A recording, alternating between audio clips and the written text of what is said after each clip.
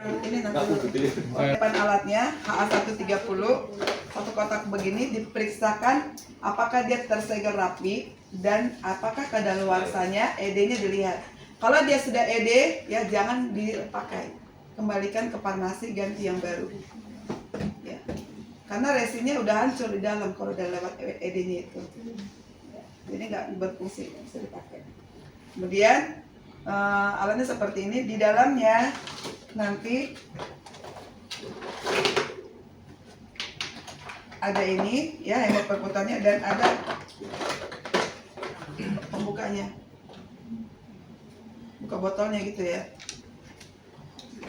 Oke, nanti begini, ini ada di luar, konektornya ada di luar ya, bukan disatukan di dalam. Kemudian HA130 arteri klem 2, NaCl-nya 1000 sampai 2000 cc ya.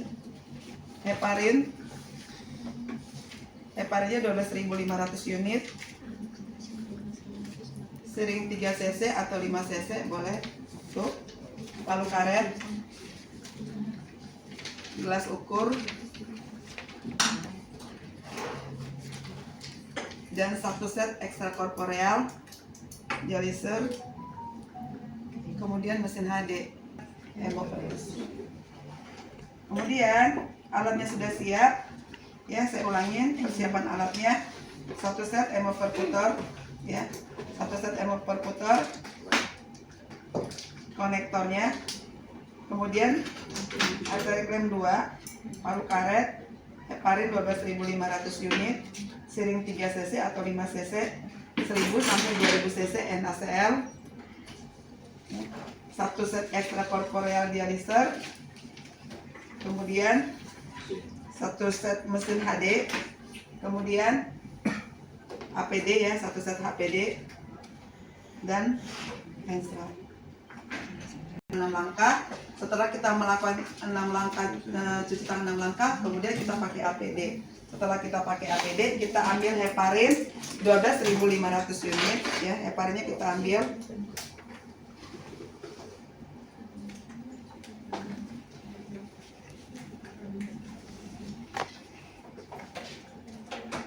dua setengah cc heparin atau 12.500 unit.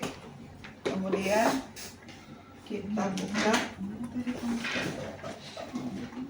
buka,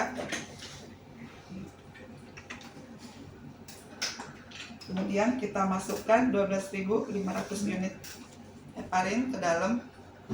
Bebas, boleh yang atas, boleh yang bawah ya, bebas. Masukkan,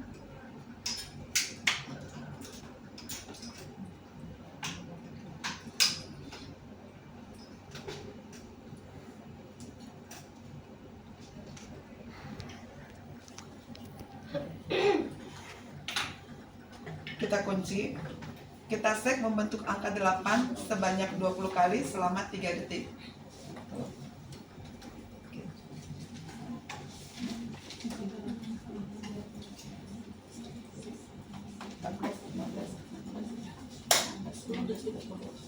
Selama 3 detik.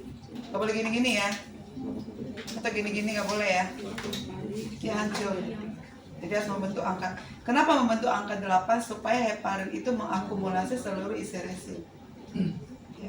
Kemudian kita rendam selama 30 menit di tempat wadahnya. Oh iya, lupa tadi satu lagi persiapan alatnya, handuk steril, towel steril atau wadah ya. Kita letakkan 30 menit. Sambil menunggu 30 menit, kita siapkan ekstrakorporeal dialiser. Oh ya teman-teman, kita ambil konektornya. Kalau yang hemoperfusi ini ya, dia sudah ada tanda inlet sama outletnya ya. Yang biru ini adalah outletnya kan, yang merah ini. Jadi yang konektornya ini, yang biru itu kita taruh di biru ya. Yang biru ini kan biru ya, konektor biru kita taruh di biru, di outletnya. Kemudian arteri klem yang sudah kita siapkan ya,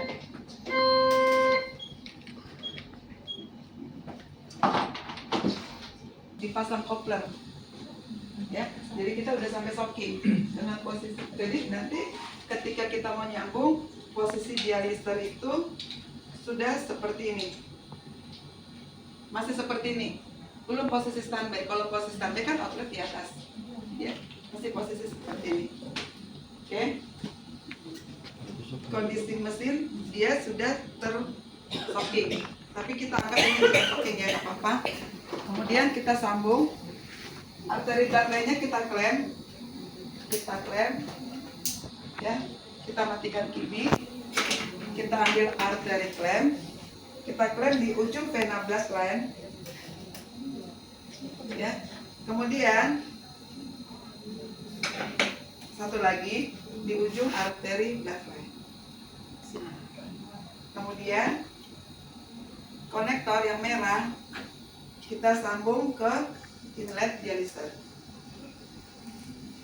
Kalau ini mau menyambung, tapi karena kita mau framing, ya, ini ke sini. Tapi karena kita mau framing, yang inlet yang dari bloodline ini kita pindahkan ke inlet dialister, ke inlet hemo perputaran. Sini. Kemudian ini dikunci. Ya, supaya tidak terkontaminasi. Setelah itu, ya, apa dengan sini? Yang potong aja Pak, biar nggak berat. 1000 ya. Ini 500 dulu. Kita anggap. Kemudian yang arteri klemnya kita pindahkan ke konektor. Kita taruh. Jadi nanti kalau misalnya ini ada tutupnya ini nggak usah dibuka. Ya. Supaya dia nggak kemana-mana. Ini tangannya pegang satu sini Pak. Kemudian oke, roll and lasernya kita buka, ya. Ini nggak usah dibuka, ya, tetap aja terkunci. Kita turunkan kibi sebanyak 100. Kibinya hanya boleh 100, ya. Kita buka konektornya, buka Pak. Oke, sudah. Kita nyalakan kibi, ya, sambil kita lakukan dairasi. Kita ketok-ketok untuk membuang udara ini. Ini ada udaranya, sampai udara yang gelembung-gelembung ini nggak ada. Jadi waktu kita framing, dia tidak melewati dialiser, dia langsung ke hemoperfutor. Ya. Jadi tadi yang 12.500 yang kita masukkan ke dalam hemoperfutor itu dia terbuang, karena kan tadi dia sudah mengakumulasi isi resti. Kan resti yang bekerja dia sebagai zat absorbennya, ya. Terus kita lakukan derasi, kita berikan 1000 sampai 2000 cc NaCl. Kita anggap udah 1000 ya, udah 1000, udah nggak ada lagi gelembung udaranya. Kita klem Pak. Kita klem, kemudian kita pindah inlet konektor ke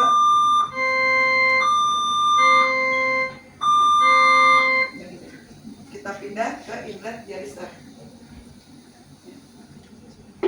Kita pindah ke inlet dialiser.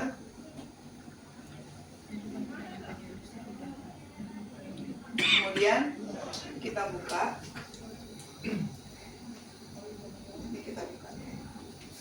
Kemudian kita lakukan sirkulasi tertutup.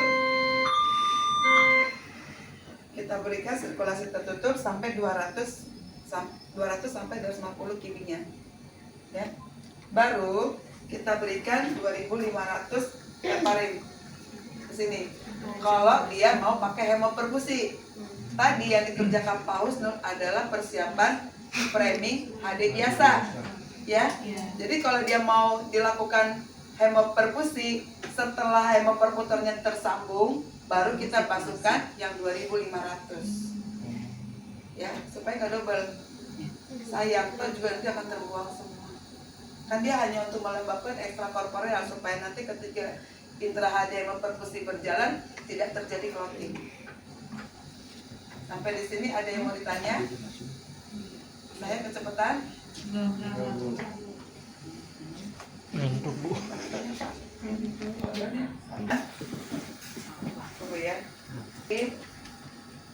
hemodialisa berjalan, ya, dia posisi inlet hemperfusernya di bawah.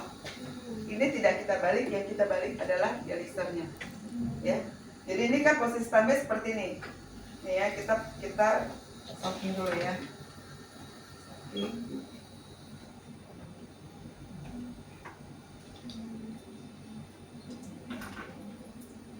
Di bypass ya.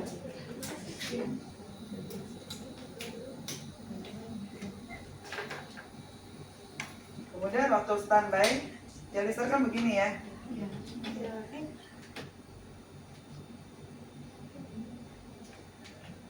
Ini posisi standby sebelum tersambung, benar ya? Ya, ini kibinya 200 sampai 250. Sampai di sini framing hemperfusi. Ada yang mau kita diskusikan?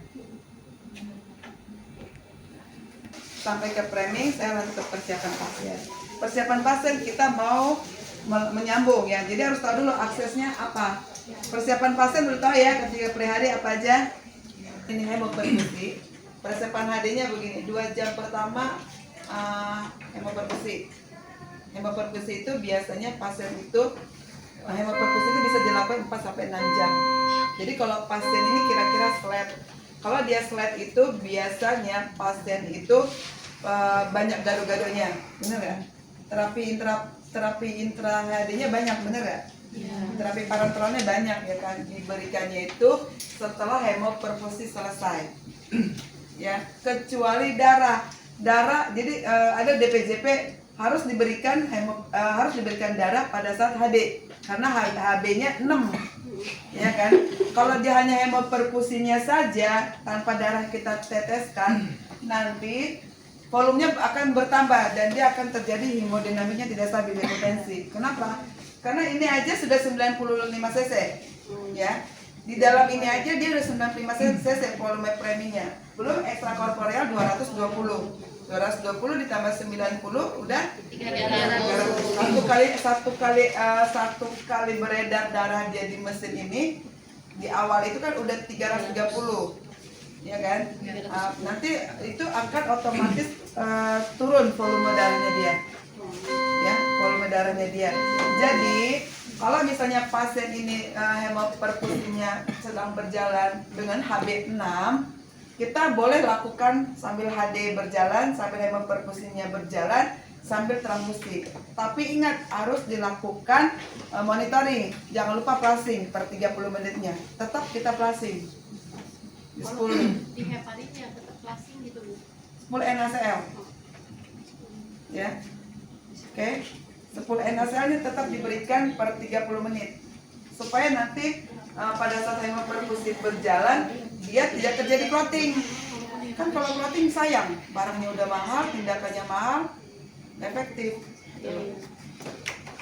Pasien-pasien yang dilakukan kayak gini kan, kalau dia pasiennya tidak, kan kalau secara arti kan tidak di ACC karena 48 juta, ya kan? Paling murah 48 juta, benar. Nah, itu kan jarang ya di rumah, apalagi rumah sakit pemerintah itu jarang banget kan. Jadi supaya dia sepsisnya bisa keluar, biasanya dipakainya hemoperitus karena ini yang paling murah dan fungsinya sama dengan secara arti. Lanjut, kemudian ya pasien ini hemoperitus 2 jam, terus UF-nya misalnya target 3000, ya kan, 3000. Kemudian time dialisisnya 6 jam karena dia SLED, ya. Saya langsung ke slide. Kemudian karena dia SLED maka kibinya kita turunkan jadi 300. Karena pasien SLED itu kibinya suruh naikin 2 digit dari 139. Kenapa 2 digit dari 139? Itu kira-kira cuma 1 gitu loh. Jadi makanya kita harus kasih 2 digit. Jadi dia mulai naik nanti 142, 141, 142. Tergantung nilai natriumnya berapa, selat natriumnya berapa. Jangan sampai kita natrium pasien udah tinggi, kita tinggi lagi di sini di mesin. Kita nambah natrium di pasien, kan konsentrasi tinggi, konsentrasi rendah. Ya, oke, lanjut. Kemudian karena dia 2 jam pertama hemoperitus, maka kita taruh di mesin. Nih. Ya, 2 jam. Jadi ada tombol timer berjalan. mesin ini akan manggil bunyi dia bahwa hemoperfusi sudah selesai. Oke, pasang Pak. Campuran kita ini ya, untuk persiapan harinya seperti ini. Maaf Pak ya. Ada ibu ya. Kita sambung. Keluar dari tubuh pasien, ya. Ini klaim dulu Pak Enes, ada klaim melewati ekstrakorporeal, ya. Jadi dia belum ke dialiser, dia ke sini dulu, ya, melewati segmen pump, masuk ke chamber, ya, bubble trap, baru dia masuk ke hemoperfuser dulu. Setelah dari hemoperfuser, jadi zat yang besar itu sistem metabolisme protein itu akan terserap di sini, terabsorban di hemoperfuser. Jadi yang terserap di hemoperfuser ini adalah zat yang ukurannya yang tidak tersaring di dialiser, ya, yang tidak tersaring. Jadi yang tidak terserap itu dia melewati hemoperfuser masuk ke inlet dialiser. Ya, masuk, kemudian setelah masuk nanti terjadi proses difusi ultrafiltrasi di dialiser, ya kan dialiser kan ultrafiltrasi sama difusi toh, ya kan di sini absorban ya, keluar, kemudian masuk ke chamber biru, kembali ke tubuh di ujung gelas ukur, kemudian kita balikin ke tubuh pasien.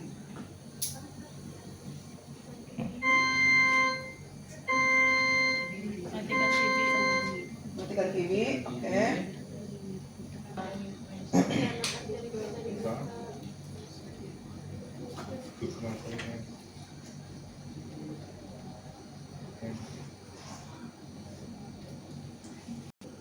Ya, jangan sampai kan kita kerja itu safety pasien, safety petugas.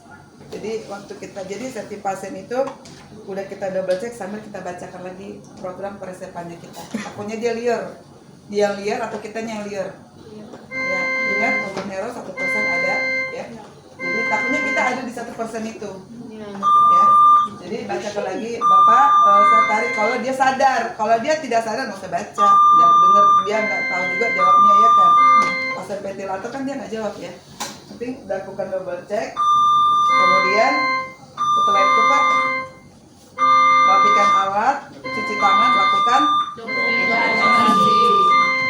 terjadi menggigil, ya kan, boleh dikembalikan darah ke tubuh pasien, istirahatkan. Pokoknya jangan lewat aja 6 jam sampai dia selesai hemoperfusinya nih.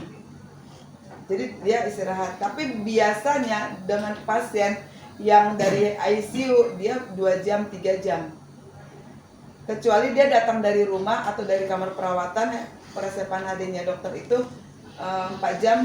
Tidak ada 2 jam pertama hemoperfusi, dia cuma lihat TD, time dialisisnya 4 jam, hemoperfusi, kibi berapa, udah berarti dia sampai 4 jam selesai. Jadi dia kalau dia sampai 4 jam selesai, kita menyelesaikannya seperti terminasi biasa, ya, berbarengan. Jadi kita di tengah-tengah intra HD kita nggak perlu terminasi, berbarengan sama yang lainnya, ya. Tapi karena ini 2 jam pertama hemoperfusi, maka kita melakukan terminasi, ya Pak ya.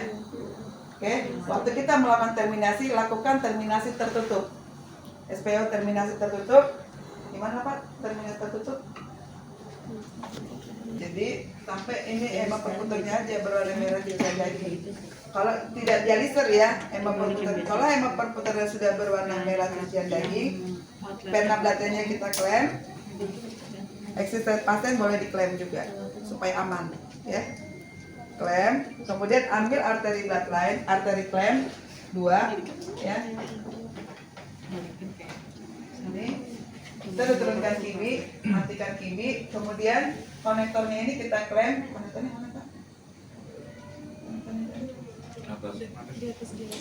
Oh ini.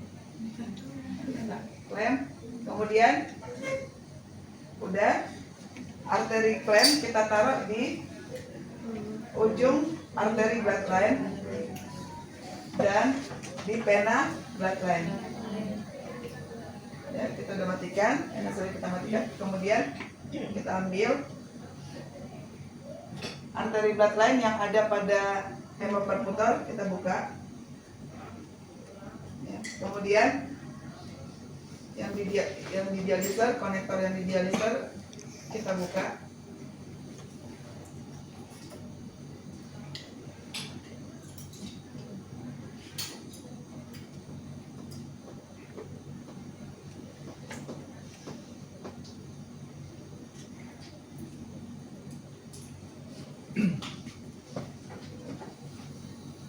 Kita buka, dari klem kita buka, semua klem kita buka.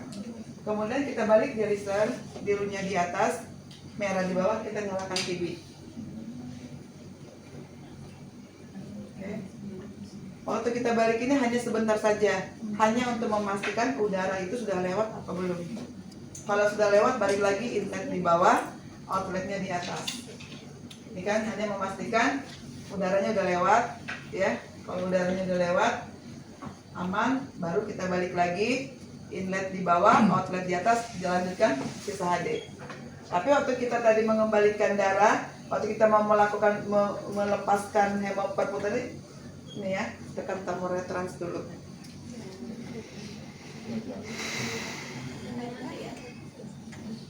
Oke.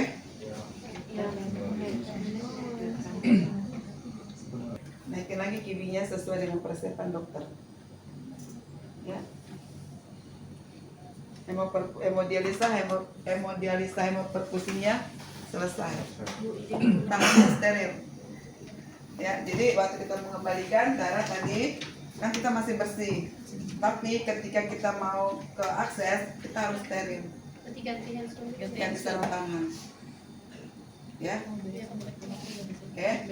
Cuci tangan, pakai sarung tangan steril, kemudian heparin udah disiapkan. Baru ini dipakein alkohol, ya, alkohol taruh di bawahnya. Kemudian kita ambil heparinnya, ya, kita buka, masukin, kemudian kita tutup. Baru kapas alkohol yang ada di bawah kita bersihin, ya. Kemudian kita kunci. Kuncinya ini ambil dari sini, ya. Jangan yang bekas tadi kita buang, ya. Anggap dari sini ya, teman-teman. Kemudian masih ada lagi, ini waktu kita masukkan sepanjang lumen 1,6, tapi kita suka bulatkan jadi 2 cc, ya. Seyogyanya itu sebenarnya 1,6, cuma sayang ya, kita udah siapin 2 cc. Biasanya kan langsung 4 cc ya kita siapin ya, pembulatan kan. Jadi kita kasih 2 cc, kita kunci, kemudian satu lagi kita buka, masukin 2 cc, sisanya 2 cc, bersihin dulu pakai kapas alkohol, ya. Jangan ada kerak-kerak di ujung ini. Kalau ada kerak ini, itulah yang jadi medianya mikroorganisme yang bikin infeksi. Baru terpasang 2 minggu CDL udah menggigil, baru seminggu udah menggigil gitu loh. Belum lagi aksesnya nggak lancar, mondar-mandir ya, bolak-balik di change gitu kan. Kemudian kita tutup. Setelah kita tutup,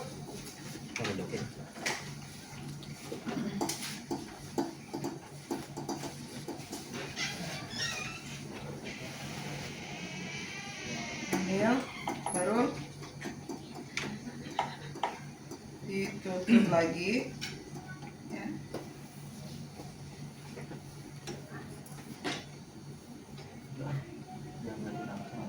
Plester. Setelah kita plester, lakukan evaluasi post HD. Evaluasi pasien post HD itu berarti timbang berat badan, tekanan darah, kemudian ada keluhan atau tidak, ya. Kalau dia sudah kita evaluasi, edukasi pasiennya. Kalau tadi dia banyak berat badannya terlalu banyak naik, evaluasi, edukasi pasiennya supaya besok ketika dia HD, kasih tahu dia cairannya berapa cc yang harus dia pakai selama 24 jam. Berapa cc kebutuhan cairan CKD per 24 jam? 4 jam. Ya, kalau yang kering-kering 500, 700, 1.600. Ya, baru tutup, rapikan alat, lakukan evaluasi pos HD, kemudian rapikan alat, lakukan pendokumentasian. Ada pertanyaan? Izin Bu, ini Bu, waktu ngelok itu bensinnya bersih berarti itu ya. Harusnya harus ganti nggak dari terminasi itu? Waktu ngelok itu ke pasien kita steril. Ke alat, jadi jangan sampai habis dari sana ke sini. Jadi kalau kita pengadaannya cukup sedikit, ya. Jadi waktu kita masukin NaCl kan nggak pakai air nggak masalah toh, ya kan? Baru pas udah mau ke sini kita steril, baru kita siapin, kita tangan, kemudian waktu ngelok itu kita steril. Baru setelah kenapa? Iya memang betul, ini on ya. Tapi kan kita nggak ada pengadaan dua ya kayak ginian ya. Inilah yang jadi bahan diskusi kami dengan IPCN. Iya, emang ini sebenarnya nggak secara Pak Tony juga bilang ya.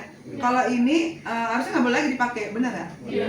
Tapi karena tidak ada pengadaan barangnya, BHP-nya, mau nggak mau ini dipakai lagi. Tapi dari IPCN sebenarnya ini nggak boleh dipakai. Terus itunya juga kalau tutup lock. Tutup locknya ini, kalau yang bekas tadi kita nggak boleh lagi pakai, makanya diambil dari sini. Intinya pas kita ngambil tes itu harus steril. Hah? Intinya harus steril. Enggak, bersih aja. Yang penting kan ujungnya itu jangan kena yang lain. Langsung dari situ langsung ke ujung sini. Jaga kepatenan kesterilannya. Ya. Itu di teori Bu, di praktek mana?